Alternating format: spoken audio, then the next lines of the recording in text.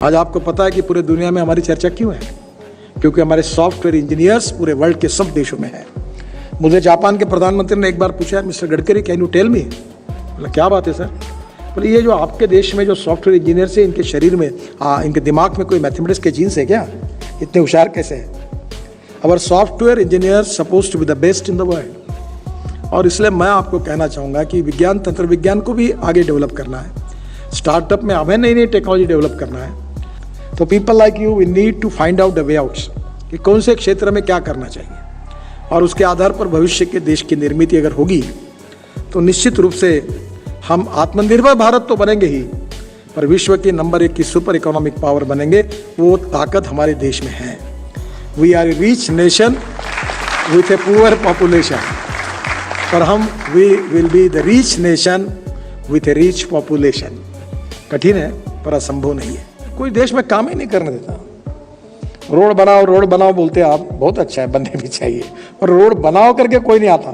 काम बंद करो, स्टे लगाओ, पेड़ मत काटो तो जाओ कोर्ट में जाओ, कोर्ट का स्टे, सबका स्टे, जैसे कोई पाप कर रहे हैं। जो आता वो रोकने के लिए आता है।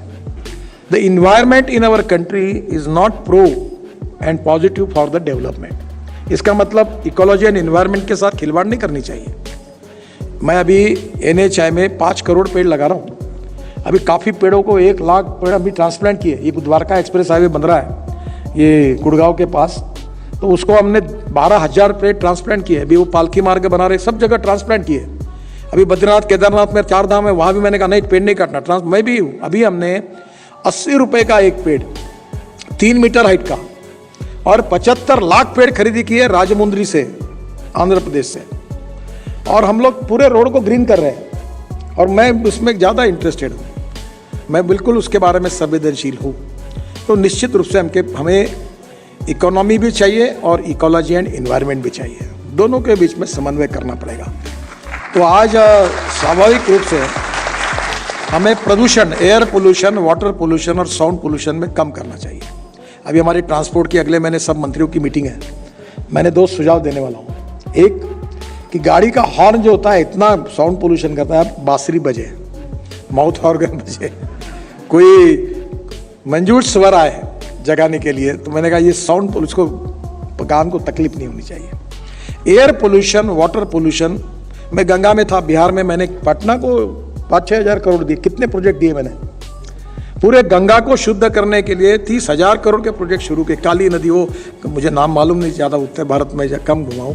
कानपुर में एक फापामऊ नाला है, वो नाले में भी देखा मैं, सब काला पानी ऐसा बड़े, इसमें पूरा गंगा में जा रहा था। हमने सब, जब कुंभ हुआ तो सभी साधु सन्यासियों ने मोदी जी को और मुझे आशीर्वाद दिया कि पहली बार लोग गंगा का पानी पी रहे थे। हम 26 ग्रीन हाईवे बना रहे हैं, ऐसे रोड ऐसे घूम के सीधे बना रहे हैं, तो नेचुरल रोड डिस्टेंस कम होगा।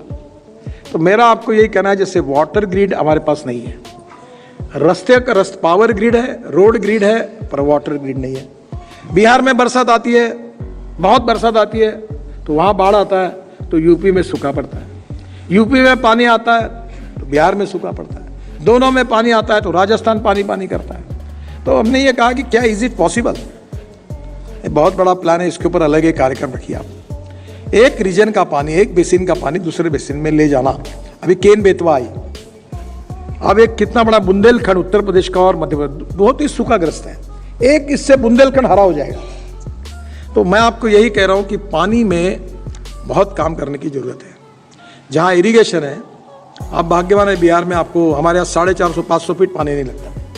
तो हम क्या कर रहे हैं, नदी नालों का डिपिंग कर रहे हैं और मिट्टी निकालते हैं और पानी कंजर्वेशन करते हैं। हमने एक बहुत अच्छी मुहिम चलाई है। दौड़ने वाले पानी को चलने के लिए लगाओ, चलने वाले पानी को रुकने के लिए लगाओ, और रुके हुए पानी को जमीन को पीने के लिए लगाओ। गांव का पानी गांव में, खेत का पानी खेत में, घर का पानी घर में। और अभी मैं कोई इतना विद्वान नहीं हूँ, तो मुझे 2 डिलीट मिली, और दोनों डिलीट जो मिली है बड़ी यूनिवर्सिटी, एक पंजाब राव कृषि विद्यापीठ अकोला और दूसरा शिरडी के पास महाराष्ट्र में गवर्नमेंट के विद्यापीठ है, मान्य शासन बड़े राहुरी, महात्मा फुले एग्रीकल्चर, दोनों एग्रीकल्चर यूनिवर्सिटी ने एग्रीकल्चर साइंस के लिए मुझे डिलीट दी, क्योंकि एग्रीकल्चर मेरी पैशन है, मैं उसी में काम करता हूँ। तो अब ये ड्रोन्स आ गए। अब आपको बताता हूँ, इतनी सिंपल बात है कि हमने नैनो यूरिया बनाया, नैनो मिश्र खत बनाया। अब यूरिया जब 1 एकड़ गन्ने में लगता है तो 4 बोरे लगता है तो फेंकते हैं, तो 75% वेस्ट होता है और 25% प्लांट को जाता है। अब नैनो यूरिया एक बोरा जो 50 किलो का, उसके ऊपर एक 500 ml की बोतल अब बिहार में शुरू करिए। अब वो जो ड्रोन से स्प्रेइंग करेंगे तो 75% प्लांट को जाएगा और 25% वेस्ट होगा, तो 4 के बजाय 2 ही बोरे लगेंगे, 2 ही बोतल लगेगी। To save money is to earn money. मिश्र खत भी आए, ऑर्गेनिक खेती के लिए भी दवाई ऐसी मारी जाएगी। तो अब मैं कह रहा हूं कि टेक्नोलॉजी जो है वो हमें लोगों तक ले जानी है। मैं नागपुर में मैंने एक हॉल बनाया, ऐसा इतना ही बड़ा हॉल है, 2500 लोग बैठते हैं और ऊपर में पूरा सोलर लगा दिया, एयर कंडीशन हॉल है। तो 80 कार्यक्रम की बिजली नहीं लगती, फोकट में होते हैं, क्योंकि जो बिजली तैयार होती है उससे एयर कंडीशन और सब बिजली उसी से आती है। अब आने वाले समय में सब भी सोलर में काफ़ी हुआ है, तो हमको ये 60%, क्योंकि कार्बन न्यूट्रल बनना है, तो इसके लिए स्वाभाविक रूप से हमको सोलर पावर बढ़ानी है। जगह पड़ी है, रूफ टॉप सोलर है, फैक्ट्री के ऊपर, घर के ऊपर सब लोग लगा रहे, अब पंप आ रहा है।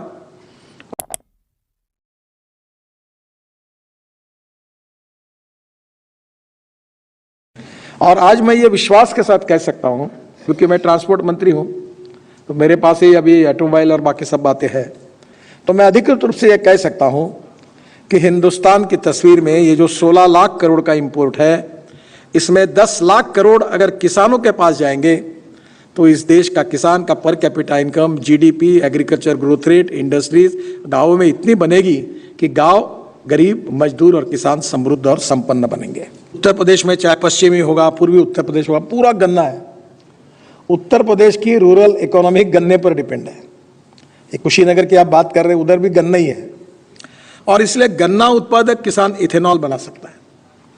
और इसलिए अभी इथेनॉल हमने पेट्रोल में हम अभी 10% डाल रहे हैं। ये कम से कम 20% डालने का निर्णय, पर इथेनॉल ही उपलब्ध नहीं है।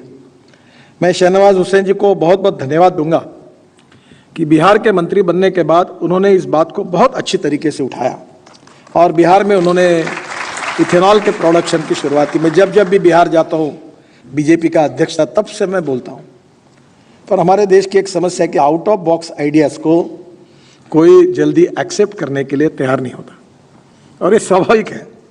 मैं एक दिन खाना खा रहा था, मेरी पत्नी ने मुझे पूछा कि आप बोलते हो, मैंने सुना है कि आप पानी से हाइड्रोजन निकलेगा, हाइड्रोजन पे गाड़ी चलेगी, तो आपकी बातों पर तो मेरा ही विश्वास नहीं है, तो लोगों का कैसे बैठेगा। तो मैंने तुरंत टोयोटा इंडिया के चेयरमैन विक्रम किर्लोस्कर को फ़ोन किया और मैंने कहा कि ये गाड़ी हाइड्रोजन पे चलने वाली मुझे चाहिए। मैंने बोला वो मैं सब कानून फानून सब मैं बराबर करूँ, मुझे गाड़ी पे चाहिए उसकी, और उसका नाम है, क्या नाम है उसका, मिराई। मिराई में, जापानी में मिराई नाम है, हिंदी में उसका नाम है भविष्य। और वो गाड़ी जो है वो मैंने लाई है, मेरे पास है अभी, और वो हाइड्रोजन पे चलती है। और मेरा सपना है कि $1 पर केजी हाइड्रोजन आना चाहिए।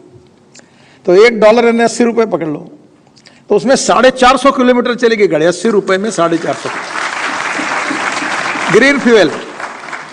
अब हाइड्रोजन बनाना इतना आसान है कि आप में से बहुत से लोग साइंस के विद्यार्थी होंगे।